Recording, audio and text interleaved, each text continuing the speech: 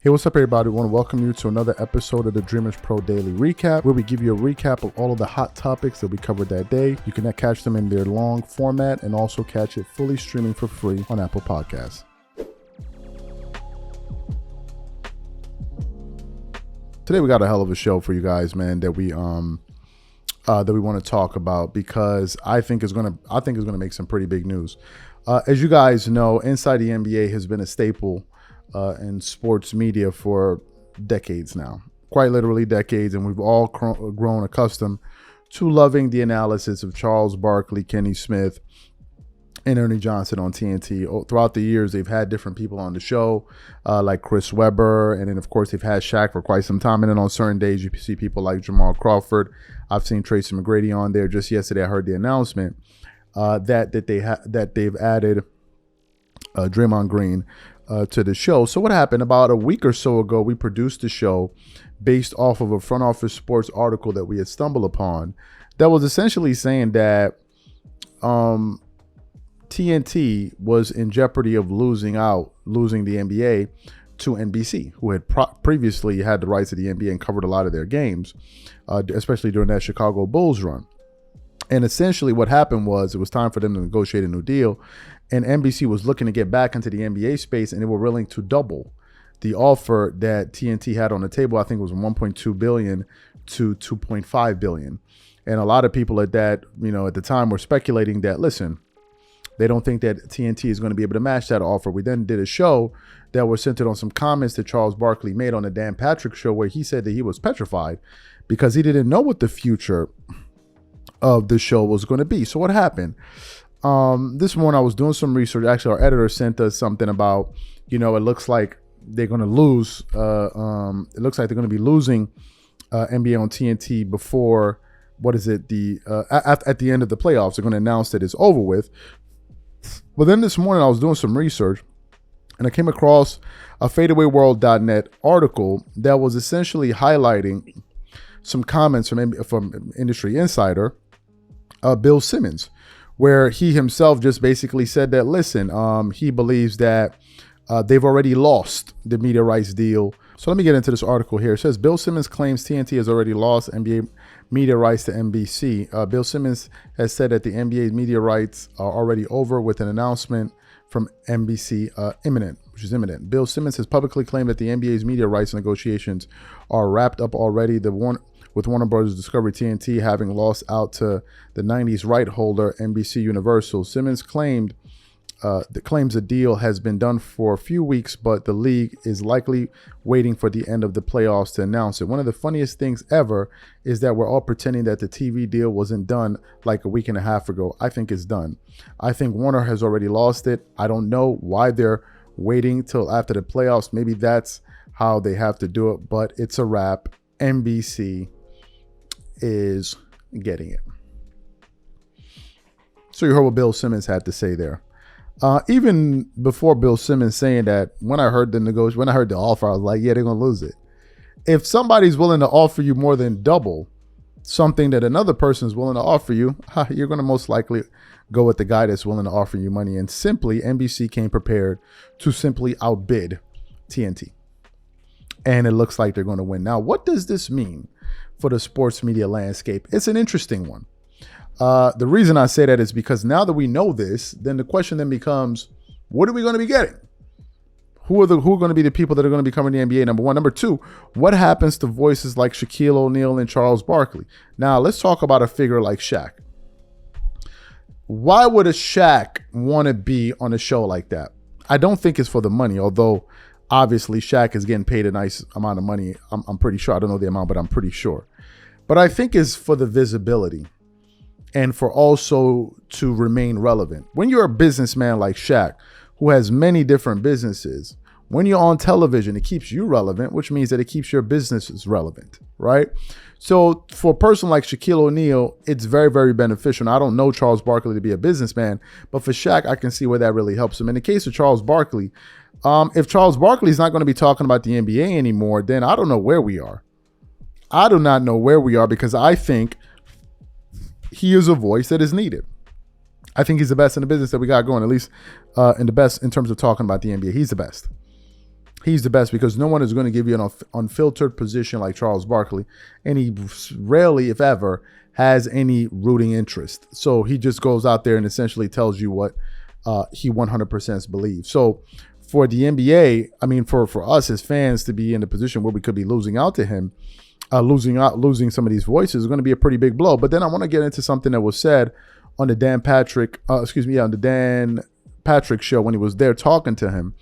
And Dan Patrick said to Charles Barkley, he goes, well, but Charles, why are you so worried? I mean, for all we know, NBC can bring you guys over. He's like, I don't know that.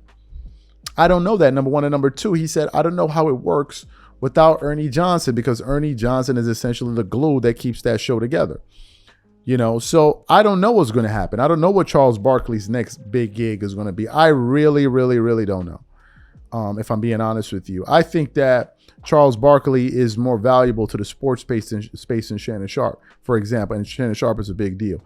If ESPN or someone like that was to land a Charles Barkley or land some type of version of that show that they had with TNT, I think is going to be a mega hit. And I think he's going to bring in buku ratings.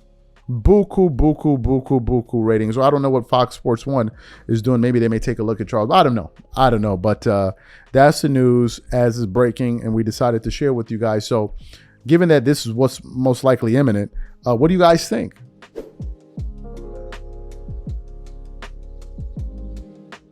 Let me get into this topic here. As you guys know, these Denver Nuggets got a lot of people reeling right now. They got people on TV apologizing, taking it back, all of that kind of stuff. You had people writing them off like Paul Pierce, Stephen A. Smith, Charles Barkley, I think Kendrick Perkins, Austin River. Everybody wrote them off. And now we find ourselves we're in a situation where they're now tied 2-2, and it seems like they've regained the momentum and home court advantage in this series. So what happened? Today I woke up and I came across a clip from one of my favorite shows, The Odd Couple, featuring Rob Parker and Chris Broussard. And in this clip, they were talking about the Denver Nuggets. Now, you guys know from time to time, Rob Parker and Chris Broussard, they get into these kind of like spirited debates. But what I witnessed today was a little bit more than spirited. These guys actually got into a heated debate on their show. Like Chris was getting tight and Rob Parker wasn't letting up one bit. So what happened? The backdrop of the argument is essentially Chris Broussard had written off the Denver Nuggets. And he was amongst the people that said there's nothing that the Denver Nuggets can do right now to be able to regain control of the series. So when they were talking, Rob Parker then starts to call out Chris Broussard for writing them off. And in the midst of that, he goes, this is what you always do. And this is why you're always wrong when you come up here with these takes. And I was like, woo, okay, Rob. So what we want to do is we want to play this exchange for you guys. I want you guys to get your popcorn because it was very, very entertaining. And then we're going to come back and react to their comments. Take a listen to these gentlemen here. I'm excited about it. All right. I'm going to say this. I'm not patting myself on the back, but I'm just saying, I did say don't count these guys out, even when they were down 0-2, Chris. And this was my point when we talked on Friday. Because I know you and Antonio were talking about there are no adjustments to be made. What adjustments? What could... And my biggest argument was they can play better because the way they played in the first two games is different from playing well and losing those two games. Then I would look at it and go, dude, they got no shot. But there's a reason teams play. No, but I'm just saying, play well. But people can play better. The other team can make them play bad. Okay, but I didn't believe they were done because I didn't see the best of those guys yet. Jamal Murray was shooting like 22% at one point or something? He's been shooting like that throughout the whole postseason. Yeah, but at that point where they were after those first two games, late shots, but he hasn't really been hot. But I think the entire playoff. But there were a lot of people, and Antonio and who else? Ephraim. You sounded more like it was going to be a sweep. I mean, I know you said I don't know how you said like it you said it was over. The series was over. You can't put a sweep. Did you say that? Did you say it was a series was over? You did say that. I thought it was over. I still think the Timberwolves are going to win. I'm not backing down from my pick. No, I'm not saying I got the Timberwolves winning. Right, but when you say the series is over, that doesn't sound like somebody who has a 7-game series. When you say the series is over, no. I thought after 2 that they were in control. Minnesota was in control. You didn't say control. The series was over was your word. Do we have a hot take? That's fine. No, that's fine. You gonna pat yourself on the back? Yeah, I am. Give me some reasoning then, other than they could play better? Because that was. I mean, you gonna get up here and gloat like you saw something? What'd you see? I knew that they could play better. Yes. That they could hit shots. No, that they could. How you gloating when that's all you got? They could hit play shots. better, Chris. You Jokic were like, is too good. No, you Murray were like, is too good. Give me something. They can't. Let me tell you, they're smothered defensively. They can't do anything. I don't know. What adjustments can they make? I don't see it because they're more athletic and they don't look that good. And the Joker's this and the Joker's that. What and the my Joker's point what? Was, no, the Joker's what? And my point what totally. Did I say about the Joker? My point totally. What did I say about the Joker? Totally, you just sitting Chris, here. My point totally. Anybody who listened to this show knows that you had them dead and buried after 2 games. You miscalculated. You misread the room. You misread the room on a championship team. You misread the room. You became a prisoner of the moment, which is the worst when it comes to it being an analysis, trying to analyze. You don't even mention the word analysis because you can't analyze nothing. You can't your do analysis. it. Your Chris, analysis you're wrong is all the time. Wemby's the defensive player of the year. Luka's the MVP. Chris, you're wrong every day here, every day. And you were dead wrong on this. You had them dead and buried. And guess what? Now you're saying they're alive and have control of the series. How did that happen since Friday? Because I'm an objective analyst. No. If I'm wrong, hold on. I listen to your garbage. If I'm wrong, I'll admit I'm wrong. But you gonna sit here had no reason to. They could play better. A reason. No. You don't want to hear it. You don't want to hear my reason. Go ahead. Are you gonna let me talk or not? You can talk. Well, then be quiet while I don't have to be quiet. Just talk. Well, no, I'm not going to sit here and let you interrupt me every 5 seconds. Just talk, Chris Broussard. Then Go be ahead. quiet. I don't need to be quiet. Go ahead and talk. I'll stop talking when you talk. All right. First of all, if you're going to accuse me of being wrong, know what you're talking about. You're wrong. You said Wemby was the defensive player of the year. I never said that. I said he's my vote for defensive player of the year. Hold on. I never said he was going to win it. In fact, I said he wasn't going to win it. But that's not going to affect my vote. Secondly, MVP. I said Jokic is going to win it. But my MVP vote is Luka. So how is that wrong? I wasn't predicting Luka was going to win it or Wemby was going to win it. So I give reasoning. And I made my picks for what I saw. It doesn't mean I was wrong. You it's were opinion. wrong. No, you it's were wrong. I didn't. Did I say Luka was going to win MVP? MVP? Wrong, brother Chris. Did I say? You don't understand how voting works. I do. No, you don't. No, you don't. You obviously don't. I don't pick who I think is going to win. I pick who I think should win. Right, and I'm telling you that your reasoning is that wrong? Is ill-fated, and you do it all the time. You picked Tom Brady to win the MVP over Aaron Rodgers that year. Who'd I pick last? Okay, Rob Parker. All right, I'm just saying, Chris, I'm going against those. I don't know all your picks. I don't. No, I'm giving you the picks. Last year, I picked Joel Embiid to win MVP. Did he win? I don't remember. Well, he did win. And I'm not running around saying I was right because it ain't no right and wrong. You pick who you think. If everybody picked based on, well, I think everybody else going to vote for him, so let me vote for him. Why would you even have people with votes? You don't understand what you're talking about. Just like when you watch the Nuggets, if you watch the Nuggets, you don't know what you're watching. No, you don't know what you're watching. No reasoning. Because you buried them. Your reasoning was they could play better. They can because they lost by playing terrible. Give me some basketball analysis, Mr. Parker. Your analysis was wrong. Do you know how to analyze? They're dead. So you heard what these guys had to say. Look, Chris Broussard was tight. He was very, very tight. And it's understandable because no one wants to be wrong. But there's something that happens a lot in sports, and it's been happening, especially a lot over the last 5 to 10 years. And it's something that Skip Bayless kind of coined the phrase for, which is the prisoner of the moment syndrome. we have a lot of scenario instances where people get into this prisoner of the moment thing. They will see something. Somebody will have a great game, a great 2-3 games. It'll be a great year. And all of a sudden, they're ready to jump out the window. It happens all the damn time. All the time. All the time. It happens every single year. Kawhi Leonard wins the championship. He's the next coming to Michael Jordan. LeBron wins the championship in 2020. He's about to catch Jordan. Stephen Curry wins the next championship. Oh my God, he's about to win 7 chips. Giannis Antetokounmpo wins the championship. He about to win the next 3. This is what always happens. Even with the Anthony Edwards, he starts having, oh man, he looking like Michael Jordan and all that. And then Charles Barkley had to push like, yo, bro, just one series. Like relax. And when you sit back and you relax, you realize there is no comparison to Jordan. There is nothing there. Like I don't see it. It's when somebody say, okay, well they get what is it? They're confident. Okay, there are a lot of confident players. That doesn't mean they're Michael Jordan, right? There's a lot more to go into Jordan, and by people doing that, you water down Jordan. It's like relax. Stop trying to jump out the window and be like, oh, this dude is that dude. Relax. Calm your emotions. It's okay. Like you can relax.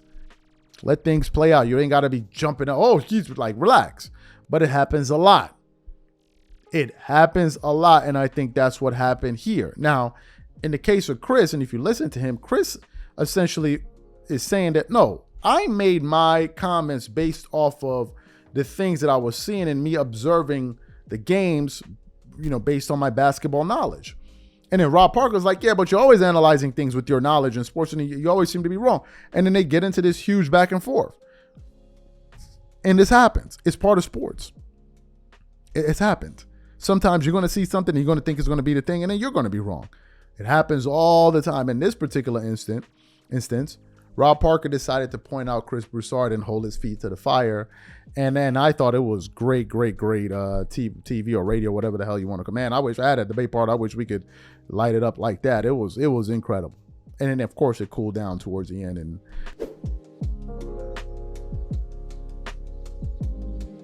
let me get into this topic here. So as you guys know, there's a pretty big game tonight in the NBA.